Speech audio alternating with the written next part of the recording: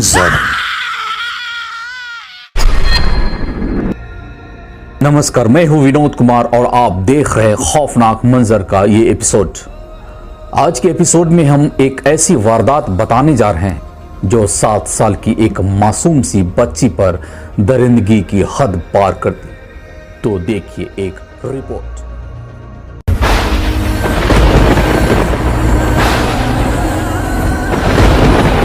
जनाजा जितना छोटा होता है उतना ही भारी होता है। हिंदुस्तान का वो 16 दिसंबर 2012 था। पाकिस्तान का 5 जनवरी 2018। तब 13 दिनों तक पूरा हिंदुस्तान हर दिन यही पूछता था, अब कैसी है वो? कुछ हालत सुधरी? वो बच तो जाएगी? सच बताना, उसको कुछ होगा तो नहीं? इस बार 5 दिनों तक पूरा पाकिस्तान पूछ रहा था, कहां है वो? उसको कुछ होगा तो नहीं? मिल तो जाएगी ना? ठीक तो होगी ना वो? 8 साल पहले पूरे हिंदुस्तान में घर घर में, दफ्तर में, बाजार में दोस्त पड़ोसी सब यही बातें कर रहे थे। और इधर पाकिस्तान में 6 साल बाद हर घर में, दफ्तर में, बाजार में उसी के बारे में पूछ रहे थे। वो हिंदुस्तान की निर्भया थी और वो पाकिस्तान की ज़ैनब, जिसके जनाजे पर पूरा पाकिस्तान रोया। मुल्क अलग, नाम अलग, मजहब अलग, लेकिन दरिंदगी एक जैसी, दरिंदे एक जैसे। ये तस्वीर 7 साल की उसी मासूम ज़ैनब की है जिसकी मौत पर पूरा पाकिस्तान मातम मना रहा था। ज़ैनब एक आम बच्ची थी, एक आम परिवार से, मगर उसके हिस्से में जो मौत आई और मौत से पहले की दरिंदगी, उसने पाकिस्तान की हर घर में बेटी बना दिया, हर दिल को छलनी कर दिया, हर मां बाप को तोड़ कर रख दिया। पाकिस्तान के पंजाब प्रांत के कसूर इलाके से 7 साल की ज़ैनब घर के पास से ही अचानक गायब हो गई। 5 दिनों तक उसके घर वालों ने उसे हर जगह ढूंढा, पर 5 दिन बाद वो घर के थोड़ी ही दूरी पर कूड़े के ढेर पर मिली, मुर्दा। बाद में पोस्टमार्टम रिपोर्ट से पता चला कि ज़ैनब का कत्ल किया गया था और कत्ल से पहले उसके साथ तमाम ज़्यादती जो बताने की भी हिम्मत नहीं हो रही। फूल जैसी ज़ैनब का लाहौर के पड़ोस में ये अंजाम देखते ही देखते पूरे पाकिस्तान में फैल गई। मीडिया और सोशल मीडिया में बस ज़ैनब की तस्वीर देखकर ही लोगों का कलेजा फटने लगा। देखते ही देखते पाकिस्तान में सियासत और आतंकवाद समेत तमाम बाकी मुद्दे हाशिए पर थे और ज़ैनब के कातिल को पकड़कर उसका हिसाब करने की मांग सबसे ऊपर। निर्भया के बाद जैसा मंजर हिंदुस्तान का था, ज़ैनब के बाद ठीक वैसा ही अब पाकिस्तान में था। पाकिस्तान की पंजाब सरकार जबरदस्त दबाव में थी। लोगों का गुस्सा बढ़ता ही जा रहा था। पुलिस सबसे ज्यादा निशाने पर थी। इसी बीच 17 दिन गुजर जाते हैं। आखिरकार 18वें दिन खुद पंजाब के मुख्यमंत्री शहबाज शरीफ सामने आकर यह ऐलान करते हैं कि ज़ैनब का कातिल पकड़ा गया। पाकिस्तान के इतिहास में शायद किसी जुर्म या वारदात की ऐसी तफ्तीश इसके पहले कभी नहीं हुई।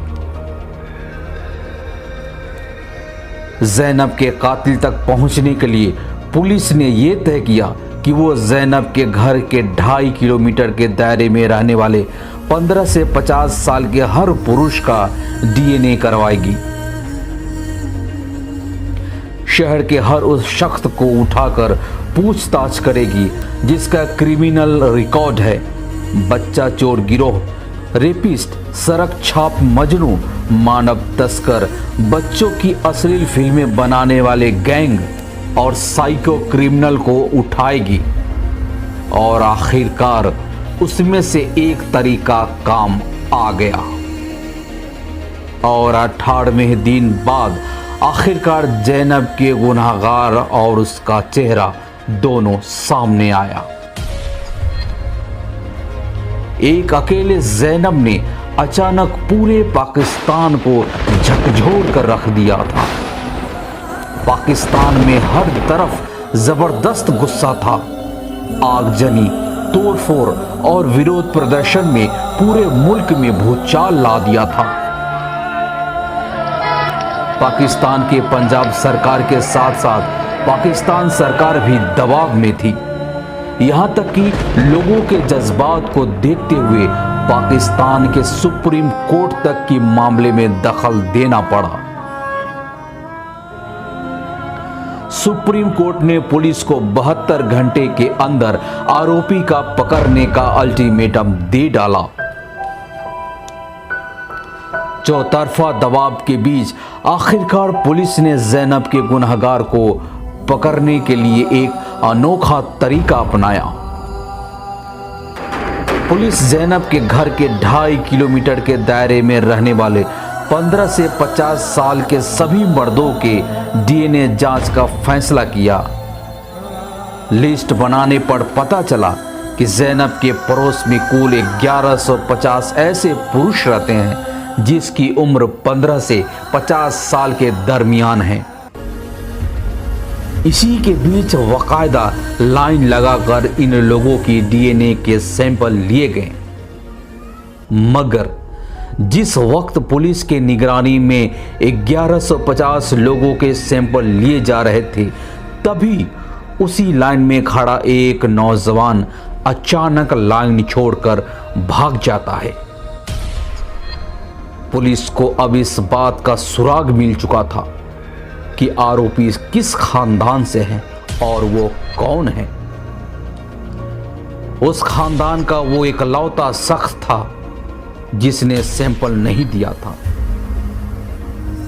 पुलिस ज़ैनब के गुनहगार के बेहद करीब पहुंच चुकी थी, मगर उसे उस गुनहगार के खानदान को सच किसी कीमत पर तब तक छुपा कर रखा क्योंकि डर ये था कि गुस्से में लोग पूरे खानदान को ही न मार डाले। लिहाजा पुलिस ने आरोपी के पूरे परिवार को उठाकर गुप्त जगह पर ले जाती है। बाद में किसी तरह पुलिस ने भी उस शख्स को पकड़ लिया और फिर उसके डीएनए की जांच की गई और उसका डीएनए ज़ैनब की लाश से मैच कर गया। ज़ैनब का कसूरवार कसूर का ही रहने वाला था। 24 साल का उसका पड़ोसी, जिसे वो अंकल कहा करती थी, नाम था इमरान अली। इमरान का ज़ैनब के घर आना जाना था और वही ज़ैनब को 5 जनवरी को उस कूड़े के ढेर के करीब ले गया था जहां उसने ज़ैनब के साथ दरिंदगी की, फिर ज़ैनब को मार डाला। 16 अक्टूबर 2018 मंगलवार, कोट लखपत जेल, लाहौर। लखपत जेल में कोर्ट के बाहर लोग और पुलिस की जबरदस्त गहमा गर्मी थी। मीडिया भी जेल के बाहर जुटी हुई थी, क्योंकि अगले ही दिन तड़के सुबह 5:30 बजे 7 साल के मासूम ज़ैनब के गुनाहगार और कातिल इमरान अली को उसके किए की सज़ा मिलने वाली थी।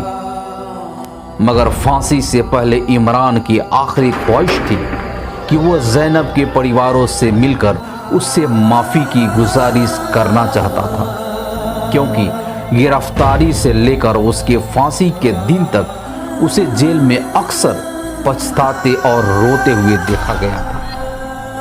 लिहाजा जेल प्रशासन ने मंगलवार को दोपहर को ही उसके ज़ैनब के घर वालों से मिलवाया। मगर इमरान जैसे मुजरिम को शायद कोई भी माफ नहीं कर सकता। ज़ैनब के घर वालों से माफ़ी से इनकार करने के बाद इमरान की फांसी की प्रक्रिया शुरू कर दी जाती है।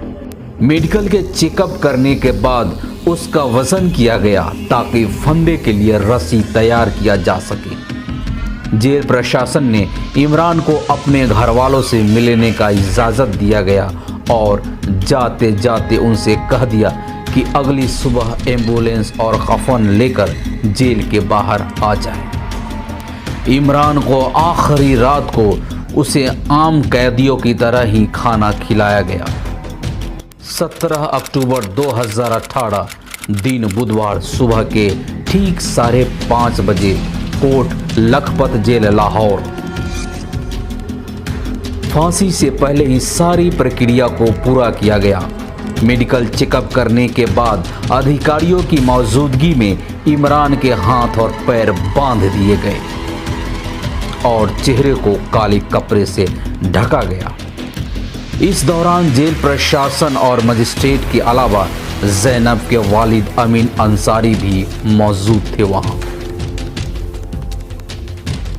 जिन्होंने कोर्ट से खास मुजरिम इमरान को अपने सामने फांसी पर लटकता हुआ देखने की ख्वाहिश जताई थी। फांसी के वक्त आते ही इमरान के चेहरे पर मौत का खौफ साफ दिखाई दे रहा था और आखिरकार ठीक सुबह 5:30 बजे इमरान को फांसी के तख्ते पर लटका दिया गया। कुछ देर लटकने के बाद वह दम तोड़ दिया। इस तरह इंसानियत को शर्मसार करने वाले इमरान अली को महज 9 महीने में फांसी के तख्तों पर लटकाकर पाकिस्तान की अदालत ने दुनिया को बता दिया कि ऐसे मुजरिमों का यही हाल होना चाहिए। आज के खौफनाक मंजर में इतना ही। मिलेंगे फिर से एक और एपिसोड को लेकर। तब तक के लिए सावधान रहे, सतर्क रहे। तो मुझे इजाजत दीजिए।